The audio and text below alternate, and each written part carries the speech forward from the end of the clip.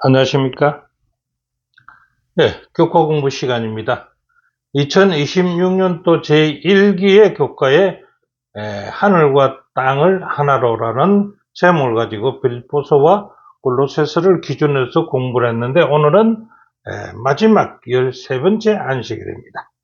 자, 문답식으로 풀어보는 교과 공부 제13과 제목은요, 하나님의 모든 뜻 가운데서 서라. 하나님의 모든 뜻 가운데 서라는 제목을 가지고 함께 이번 주 공부가 시작됩니다. 자, 제13가 하나님의 모든 뜻 가운데 서라는 제목을 가지고요. 서론을 한번 훑어본다면요. 하나님의 뜻을 이루기 위한 바울의 선교 전략은 어떤 것이 있었는가? 하나님의 모든 뜻을 이루기 위해서 바울의 선교 전략은 어떤 것이 있었는가를 한번 살펴볼 것입니다. 첫째가 보면요, 지역 안배에 의한 선교 전략을 세웠다는 것입니다. 무슨 말이냐 그러면 바울은 로마 제국의 주요 도시 중심으로 복음을 전할 전략을 세웠고요. 시간과 자원을 효율적으로 사용하여서 복음이 널리 퍼지도록 계획적으로 사도 바울은 사역을 하였다는 것입니다. 두 번째는요, 팽신도 지도자의 양성 전략을 세웠더라 이겁니다. 자, 바울은요, 자신이 직접 가지 못한 골로새나 라오디게아나 히에라볼로나 같은 그런 지역을 위해서요, 유망한 팽신도 사역자들을 훈련을 시켜가지고 복음을 전하게 했다는 것입니다. 세 번째는요, 동력자들과 협력적으로 사역 전략을 세웠다. 무슨 말이냐면 복음 사역은요, 바울 혼자가 아니라 여러 동력자들의 협력으로 이루어졌다는 것입니다. 바울은 복음 사명의 성공이 유대인가요? 이방인 신자, 남자와 여자들인 두기고, 아리스다고, 유수도, 에바브라, 누가, 눈바 등 남녀 모든 성도들이 함께 사역할 수 있는 동력자들과 협력적인 사역을 전개했다는 것입니다. 또 어떤 방법입니까? 편지와 근면을 통한 교회 돌봄의 전략을 썼다는 것입니다. 바울은 여행 중에도요, 직접 방문하고 옥중에서도 편지로서 교회를 지도했지 않습니까? 자, 교회를 튼튼히 세우기 위해서요, 마지막까지 권면과 감사의 삶을 강조하였다는 것이 사도 바울의 전략입니다. 바울의 성령은 전략적 전도, 팽신도 훈련, 동력자 협력, 지속적인 교회 돌봄을 통해서 이루어졌다는 것을 앞으로 공부를 통해서 볼 것입니다. 그래서 5번주 기억절은요, 범사에 감사하라. 이것이 그리스도 예수 안에서 너희를 향하신 하나님의 뜻이라고 얘기하고 있습니다. 첫째 날은요, 전도에 대한 교훈입니다. 바울에게 배울 수 있는 전도 원리는 무엇인가라고 한번 볼까요? 자, 첫째가 바울의 선교 여행의 거리가 얼마나요? 약 21,600km나 되는 거리를 여행했다는 것입니다. 이런 그 선교 여행을 하나님의 복음을 전했고, 그 다음에 두 번째는 거점은요, 전문적인 그 거점은 무역 중심 도시에 머물며 복음의 거점을 거기다가 세웠다는 것입니다. 복음을 위해서. 세 번째는요, 세운 교회를 다시 방문하거나 편지를 보내 새 신자들을 격려하고 믿음을 굳게 세우는 방식을 썼다. 그 전도의 원리였습니다.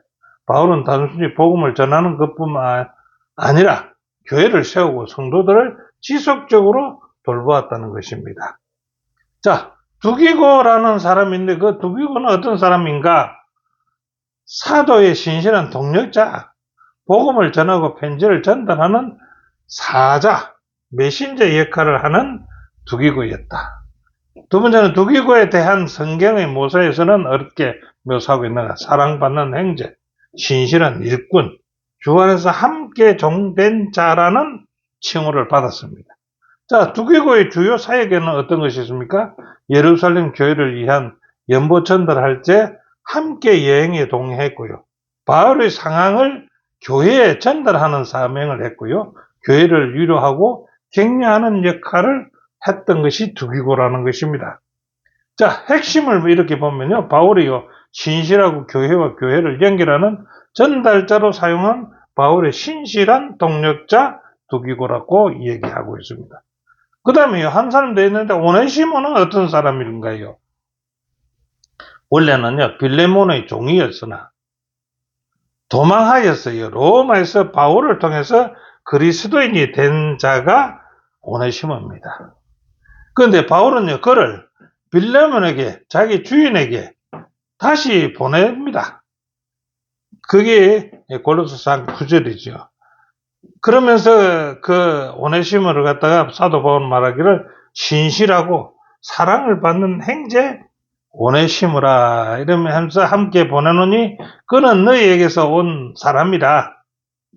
빌레몬에게 말하는 거죠. 저희가 여기 일을 다 너희에게 알게 하리라. 그는 무익한 종에서 이제는 회심 후에는요 유익한 바울이 동력자가 되었다라고 오네시모에게 빌레몬에게 오네시모를 소개한 편지를 보냅니다. 자, 우리 교과책에는요 바울이 직접 교회를 방문하지는 않았지만은요 그곳 신자들을 향한 사랑과 관심을 전하고 그들의 믿음을 강화하여 다른 사람들에게 복음을 전하게 하는 또 다른 방식으로 있었다라고 우리 교과 179페이지에 기록하고 있습니다. 자, 교훈은요, 바울은 새 신자들을 굳게 하기 위해서 찾아가고 편지를 보냈다. 이는 사랑과 관심을 전하고 믿음을 강화하여 다른 사람들에게 복음을 전하게 하는 방식이 사도 바울의 그런 방식이었더라. 자, 둘째 날은요, 교회의 연결입니다.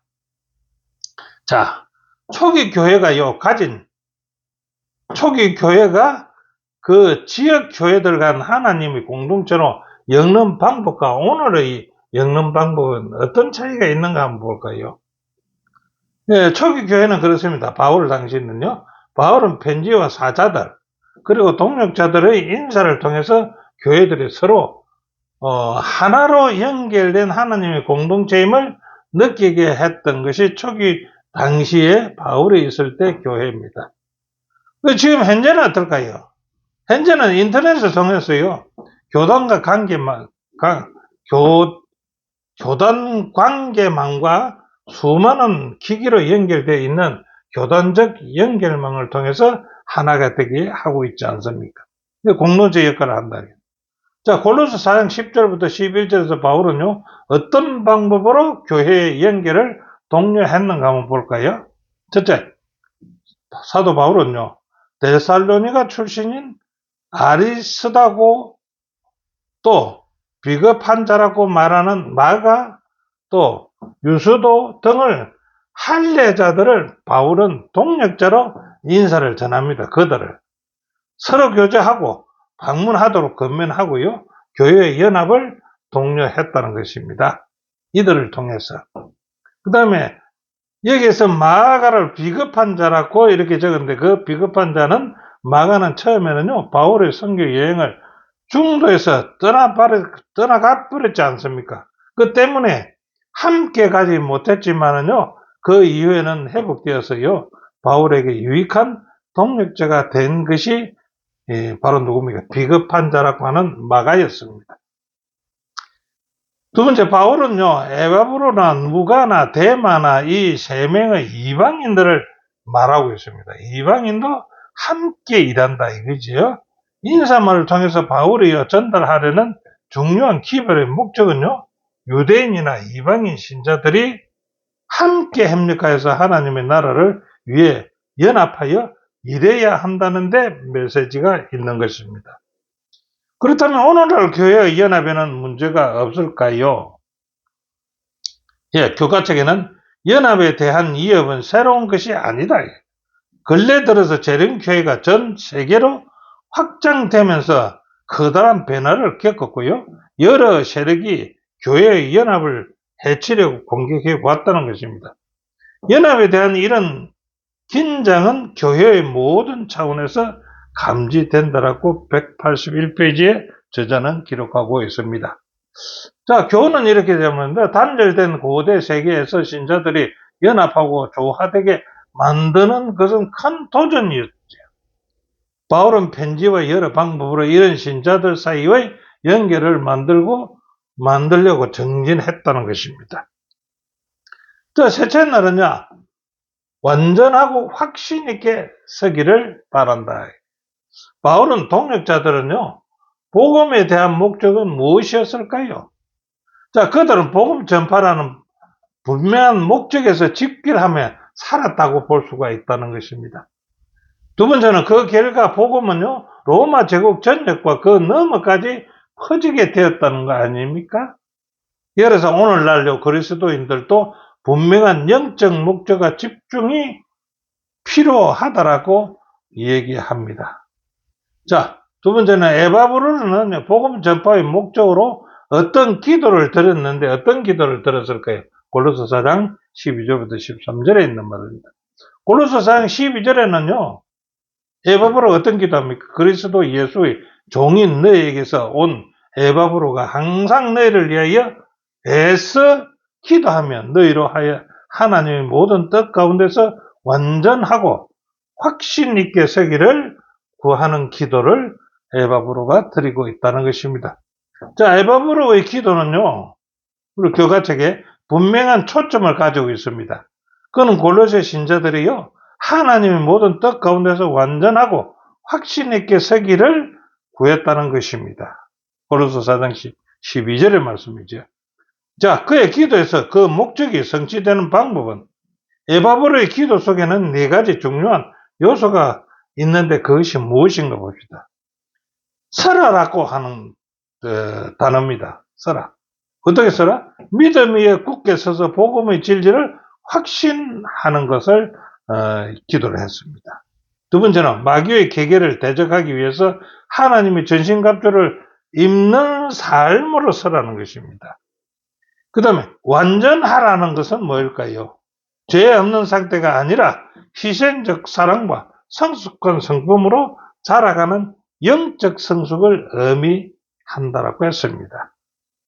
그 다음에 확신이라고 얘기하는 그 단어는 무엇입니까? 그 단어는 하나님이 약속하신 일을 반드시 이루신다는 확신의 믿음을 가지라는 것이죠.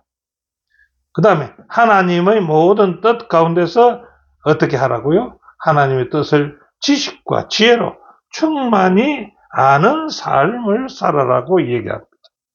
예, 바울은 옥중에서도요, 골로새 교회에 대한 어떤 소식을 들었습니다. 어떤 소식을 들었을까요? 자, 에바브로로부터서요, 통해 전달된 소식은요, 골로새 성도들이 믿음 위에 굳게 서 있다는 기쁜 소식을 들었습니다. 이에 바울은 깊은 감사와 기쁨으로 그들을 위해서 끊임없이 기도하시더라는 것입니다.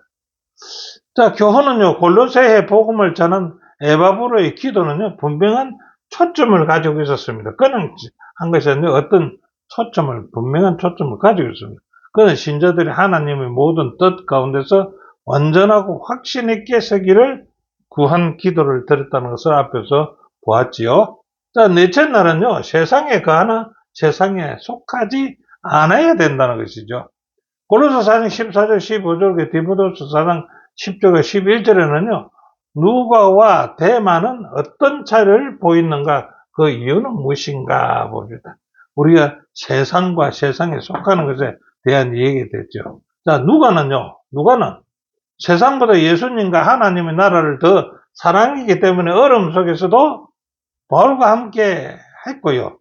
대만은요, 바울을 떠나서 데살로니가로 가버렸는데 그 이유는 이 세상을 예수님보다 더 사랑했기 때문이 아니냐 이 말입니다.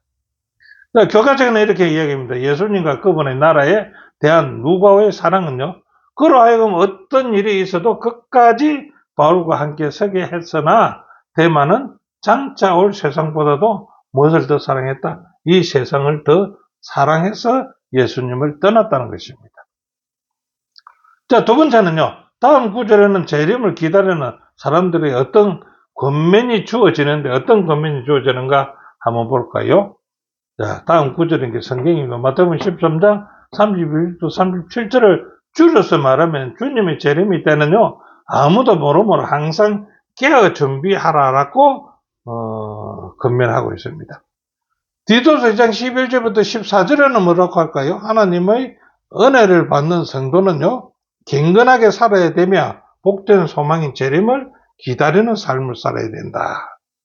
베드로서 3장 10절부터 14절은요, 주의 날에 갑자기 옴으로써 거룩하고 경건한 삶으로 준비해야 한다는 기별입니다. 자, 계시록 3장 17절부터 21절은 뭡니까? 영적 무관심을 버리고 회개하여서 예수님을 마음에 모시고 살아라고 권면하고 있습니다. 자, 교과책에는요, 예수님과 사도들은요, 우리에게 생각하지 않은 때에 그분을 맞지 않도록 항상 깨어서 경건하며 주님의 오심을 준비하라고 자주 경고를 합니다. 안타깝게도 예수님의 깨어있어 기도하라고 말한 겟세마네 동산에서요, 명령에 귀 기울이지 않았던 제자들처럼요, 제자들은 잤지요. 많은 사람들이 필요한 준비를 하지 않을 것이다 라고 184페이지에 기록하겠습니다. 우리는 복된 소망인 재림을 기다린다고 하면서도 깨어있지 못하는 이유는 무엇일까요? 예, 결국 누가 무엇이 우리의 마음을 차지하고 있느냐에 달려 있다는 것입니다. 우리는 두 주인을 섬길 수 없다. 그렇죠? 라오디게아 교회에 보내신 말씀에서요, 예수님은요, 우리에게 분명한 처방을 주셨습니다. 첫째, 죄를 회개하라. 둘째, 예수님이 우리를 다스릴 수 있도록 그분에게 마음을 열라. 그렇게 할 때 셋째, 시련을 견뎌내고 유혹을 이겨낸 믿음과 사랑이라는 금을 얻게 될 것이다 라고 얘기합니다. 자, 교훈에서는 세상에 속하지 않기 위해 깨어 기도하며 필요한 준비를 해야 한다라고 말합니다. 우리는요, 두 주인을 섬길 수 없지요. 그 없기에 이것은 누가 우리의 마음을 차지하느냐에 달려 있다라는 것입니다. 자, 다섯째는요, 라오디게아 교회를 위한 기별입니다. 자, 골로새서 공부를 하면서요, 라오디게아 교회와는 어떤 연관성이 있는가? 골로새 4장 16절부터 18절, 골로새 2장 1절부터 3절에 있는 말씀을 볼 때요, 골로새 4장 16절에는 바울은요, 이 편지를 골로새 교회와 또 어디에요? 라오디게아 교회에서도 읽도록 권면했습니다. 골로새 2장 1절부터 3절에 보면요, 바울은요, 라오디게아 교회 교인들도 그리스도를 바로 알기를 원했다. 그래서 골로새 교회에 보내는 편지에서 라오디게아 교회가 기록되어 있다는 것입니다. 이 기록된 것이 이것이 훗날에 요한계시록의 3장에 나타났죠. 그 나타나는 라오디게아 교회의 영적 문제, 뭡니까? 미지근한 것. 인적인 무관심에 빠지지 말라고 경고하며 참된 회개와 영적 성장 촉구를 미리 경고하는 내용과 연결될 것이다. 연결된다라고 얘기합니다. 골로새 교회 보내는 편지에 라오디게아 교회에 말했지 않습니까? 선지자들은요, 이스라엘이 어떤 면에서 너무 늦기 전에 회개하라고 촉구하는지를 한번 볼까요? 이사야서에서는 신실하던 성읍이 어찌하여 장기가 되었는고 라고 탄식하며 백성에게 용서와 정결함을 위해서 하나님께 돌아오라고 호소하는 것입니다. 회개하라는 것이죠. 자, 침례 요한은 어떻게 합니까? 침례 요한과 예수님은 이스라엘 백성에게 마지막 심판의 시험을 견딜 수 있도록 회개하고 그에 합당한 열매를 맺으라고 촉구하고 있습니다. 자, 베드로는 어떻게 할까요? 사도행전 2장 37절 형제들아 우리가 어찌할꼬 하거늘 38절은 베드로가 가로되 너희가 회개하여 각각 예수 그리스도 이름으로 침례를 받고 제사함을 얻으라고 촉구하고 있습니다. 자, 하나님이 대정부 때문에 하늘과 땅을 하나로 만드는데 어떤 단계가 필요할까요? 이제 마지막 경고가 되겠죠. 예, 갈보리 십자가로 사탄에 대한 하늘 존재들이 모든 동정은 사라졌습니다. 사탄에 대한 하늘 존재들이 동정은 사라졌다는 것입니다. 두 번째는 그리스도의 하늘 성소 사역과 심판으로 하나님의 백성들이 하늘에 합당하게 된다라고 얘기했습니다. 세 번째는 천년기 전후 심판으로 모든 의문이 해결되고요. 회개하지 않는 죄인은 멸망하게 된다는 것입니다. 네 번째는요. 죄가 끝난 후 어떻게 될까요? 하늘과 땅이 하나가 되는 것을 계시록 21장 3절에 볼 수가 있습니다. 자, 교훈은 이렇게 말하는데 시대를 통해서 주신 용서와 정결함을 위해 돌아오라는 호소와 심판의 시험을 견딜 수 있도록 회개하고 합당한 열매를 맺으라는 요청은 마지막 때에도 반복될 것이다라고 얘기합니다. 자, 오늘은 공부는요, 교과를 대충 훑어봤는데, 다시 이제 요점을 차려서 결론을 낸다면 이렇게 볼 수 있습니다. 첫 번째, 단절된 고대 세계에서 교회를 연합하고 함께하게 하는 것은 큰 도전이었지요. 두 번째는 바울의 선교는요, 전략적이었고, 방문, 편지 등을 통해서 사람과 교회가 함께 일하도록 연결을 했다는 것입니다. 세 번째는 그의 편지는 사랑과 관심을 전하고 믿음을 강화하여 다른 이에게 복음을 전하게 하는 방식으로 선교를 했습니다.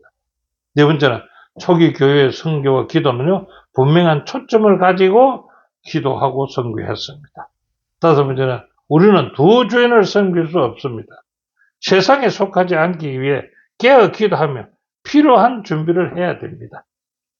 우리는 세상에 속하지 않았다는 것입니다. 여섯 번째는 용서와 정결함을 위해 돌아오라는 호소와 심판의 시험을 견딜 수 있도록 회개하고 합당한 열매를 맺으라는 요청은 우리에게도 주는 마지막 때의 요청이 아니겠습니까? 예, 이렇게 마지막 때의 요청에 우리는 반응해서 마지막 때의 심판의 시험을 잘 견딜 수 있는 오늘 공부가 되었으면 좋겠습니다. 감사합니다. 다음 주에 다시 뵙겠습니다.